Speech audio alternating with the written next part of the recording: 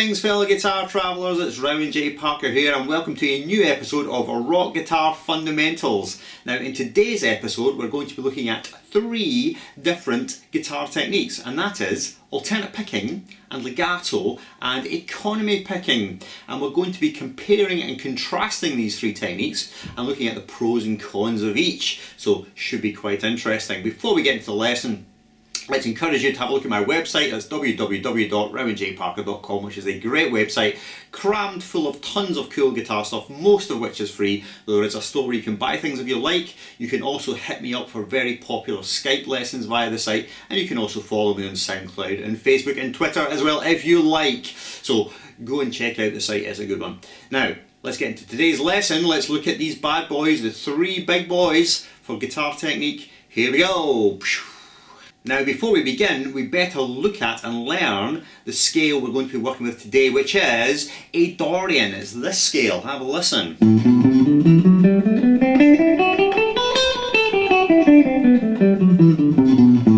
Now I'm sure that most of you do know this scale, but for those of you that don't, I'm just going to show it to you, give it to you in verbal tab and digitation, and give you the note names so there's no confusion with what we're going to be playing. The note names for A Dorian are A, B, C, D, E, F sharp, G, A, B, C, D, E, F sharp, G and A, and then B and C, and we will reverse from that point. So it's 2 and a bit octaves.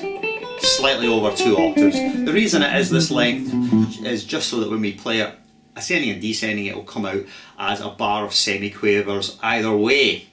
So let's look at the verbal tab now. So it's low E 5, 7, 8, and then A 5, 7, 9, D 5, 7, 9, G 5, 7, 9, and then B 7, 8, 10, and then high E is just 7 and 8.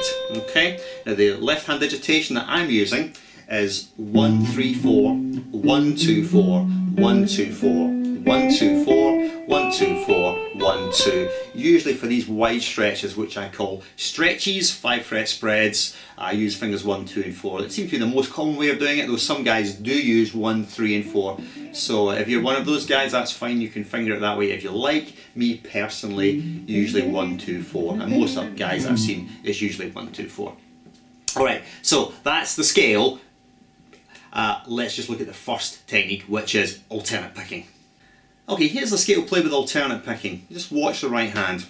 Down, up, down, up, down, up, down, up, down, up, down, up, down, up, down, up, down, up, down, up, down, up, down, up, down, up, down, up, down, up, down, up, down.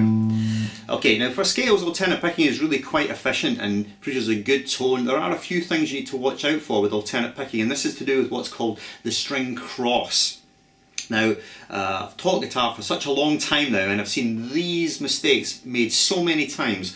What happens a lot with guys who are alternate picking, and most of them aren't even aware of this, is they think they're alternate picking but they're not. And what happens is they are alternating on a single string, so this bit is fine. Whenever they're on one string, they're alternating correctly, but when they cross the string, they don't do the correct stroke. So what's very common is to hear guys do down, up, down, down, up, down, down, up, down, down, up, down, and also the same thing on the reverse. So you get things like, you know, up, down, up, down, up, down, up. The tendency is to want to address each new string with the plectrum stroke, which is the same as the physical direction you're going. So if you're going down towards the floor, i.e. ascending through the scale, there's a lot of temptation to do another downstroke because it feels natural. It's just where I think the reason for it is that a lot of players, they want to feel where the string is, and the way they do that is they address it with the same direction of stroke that they're going in physically. So if they're going down towards the floor,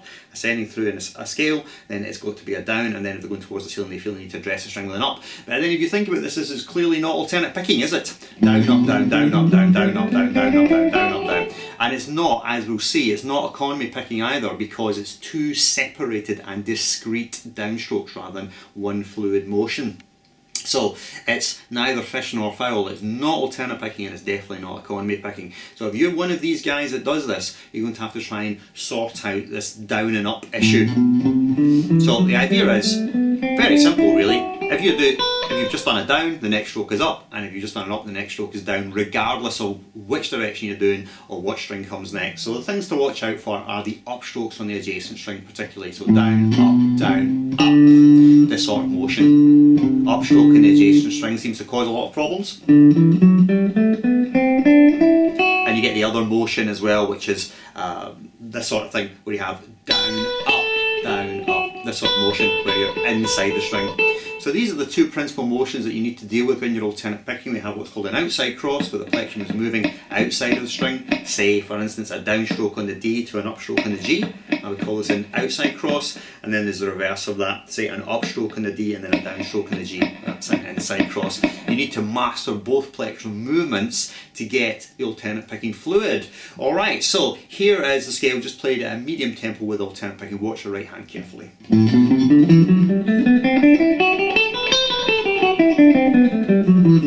It should be very obvious that I'm alternate picking consistently, constantly.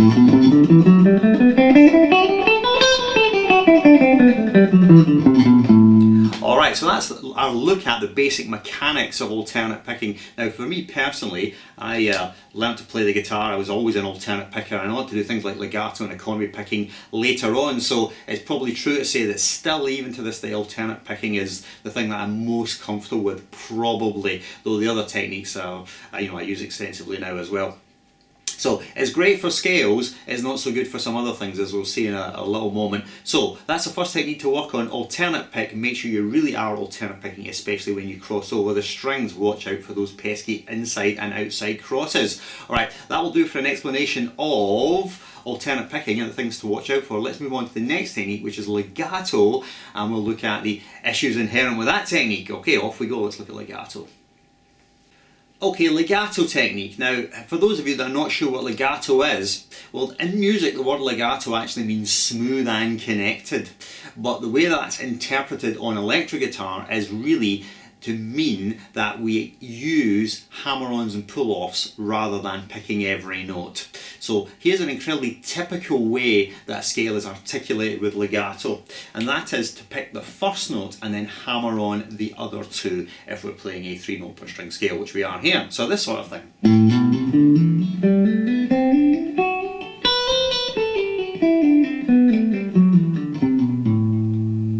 Okay, now you can see the advantage of this is that if you've got a particularly poor right hand and your alternate picking is quite poor, it might be quite tempting to go down a legato route, because then we don't need to worry about the right hand very much. We don't even really need to think about what strokes we're doing. For instance, playing all this with all down strokes.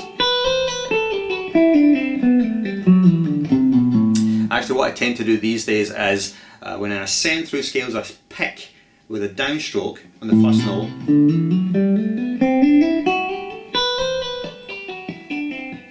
But a lot of times when I'm descending down the scale, I don't pick at all anymore.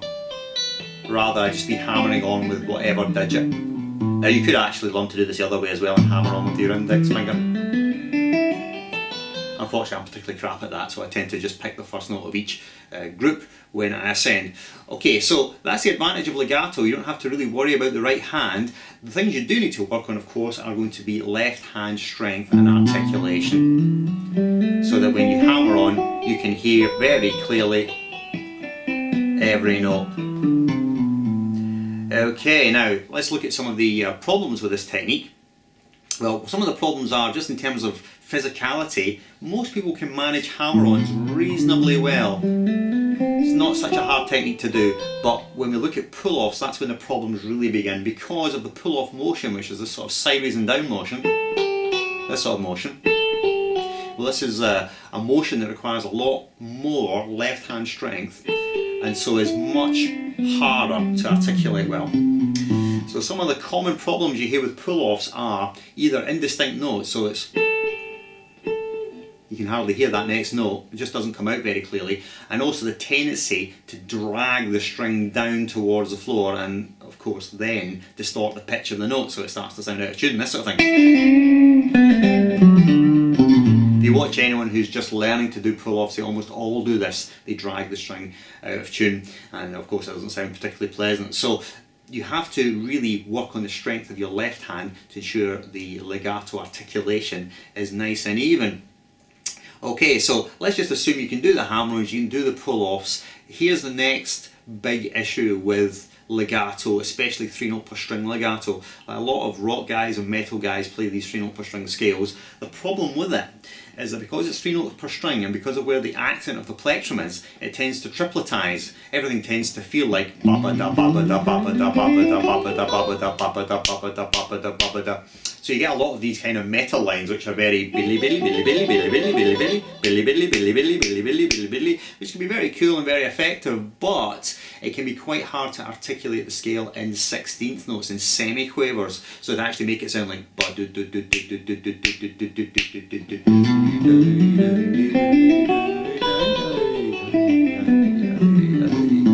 so this is the principal problem that a lot of guys have with legato. So if you're going to practice legato, make sure you practice with a drum machine and a metronome, and of course you do learn to play triplets because they'll be useful, but also learn to articulate the 16ths evenly. This is the principal issue that I hear with guys doing legato. Everything's a triplet. Alright, so that's a brief overview of the legato technique, its benefits and its potential downsides or things that you need to develop. Let's look at the last technique, which is economy picking. Okay, here's the last technique, is economy picking. Let me just demonstrate to you economy picking.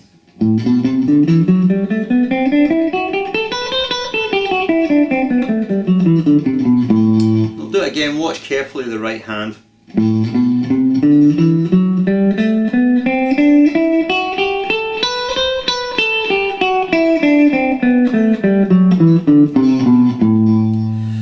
Okay, now the reason it's called economy picking is because it's based on the principle of economy of motion. One of the issues with alternate picking is because we have these inside and outside crosses, these require quite a lot of motion of the plectrum and a lot of right hand motion. The idea of economy picking is to eliminate at least a third of this right hand motion by using consecutive strokes whenever we cross over the string. So really in effect economy picking is partly alternate in the sense that if you're on a single string it's alternate strokes, but whenever you cross the string you're going to cross with a single direction of stroke, either a downstroke or an upstroke. Now if you recall what I said about alternate picking, maybe you're asking yourself, well how in that case is that different from going down, up, down, down, up, down, down, up, down? Surely that's economy picking. And the answer is no, it's not, because if you think about that motion, down, down, down, down, that's two discrete and separate motions of the right hand and not one fluid motion. And economy picking is actually a form of what's called sweep picking, when the two notes are articulated but with one fluid motion of the right hand and not. So I think if you watch carefully you can see that's two motions. You do this, you can see that's one motion, and that's the idea of economy picking. Whenever you cross the string it's one motion. So let's just look at the right hand mechanics here. Picking down, up, down, down, up, down, down, up, down, down, up, down, down, up, down, down, up, down, up, down, up, up, down, up, up, down, up, up, down, up, down, up. Okay, so that's the idea. You can clearly see when I'm crossing over the string it's one motion. Right, so from an economy point of view, or reducing the motion in the right hand, from that point of view, is really very efficient. So what were the downsides of economy picking? Well, for me, one of the issues that I had when I tried to develop economy picking is it sounded very lumpy. I couldn't really make it sound incredibly fluid, like my alternate picking would sound like, you know, ba ba ba ba ba ba ba ba ba ba ba, sound nice and evenly articulated, but the economy picking always sounded a bit sort of, you know. So this is one of the issues that you might find with it. What you must do with the right hand is keep your right hand incredibly relaxed and allow the plectrum some degree of motion. I know it's not possible for you to reach through the screen and take the plectrum out of my hand, but if you could, then you would find that it'd be very easy to remove the plectrum from my right hand. There's very little tension in the right hand, and this is what you must do for techniques like sweep picking and economy picking. If you start tensing up, it's not going to be good. You would keep the right hand fluid and relaxed all the time. So, from an economy of motion point of view, economy picking is fantastic. You just got to work on the articulation of the right hand to make it sound even without any sense of lumpiness. Okay, so that's a brief look at economy picking. Now, what we're going to do for the rest of the lesson is we're just going to do a little technique chop builder on these three techniques. We're going to start at 80 beats a minute in semiquavers. We're going to go and run up and down each scale 4 times. First time we're going to do it with alternate picking, the second time with legato, and the final time with economy picking. And then we're going to advance the metronome or the drum machine up by 10 beats a minute, and we're going to do it again and keep going until we reach the goal tempo, which hopefully will be 150, 150 beats a minute. Okay, it sounds like quite ambitious, I know, but that's what we're going to do. Alright, so it's going to be a scale chop builder with these 3 techniques all applied. So without further ado, let's move on to our technique building exercise now. We're going to start with 80 beats a minute in semiquavers, and first up it's alternate picking. So let's rock. Alright dudes, I've decided to leave the scale chop builder portion of this lesson for the next episode, otherwise it'll make this current episode insanely long and you probably won't get to the end of it. So I'm going to split it here, and the next episode will be the scale chop builder. Okay, so I'm going to sign off, but before I do, remember to visit the website. You can subscribe to get even more free stuff. You can hit me up for Skype lessons via the website, and also you can follow me on Twitter, on Facebook, and on YouTube. You can subscribe if you haven't already. Okay, that'll do. I'll see you for the next episode for this madness, scale madness chop builder. Till then, I'm J Parker signing off. Farewell.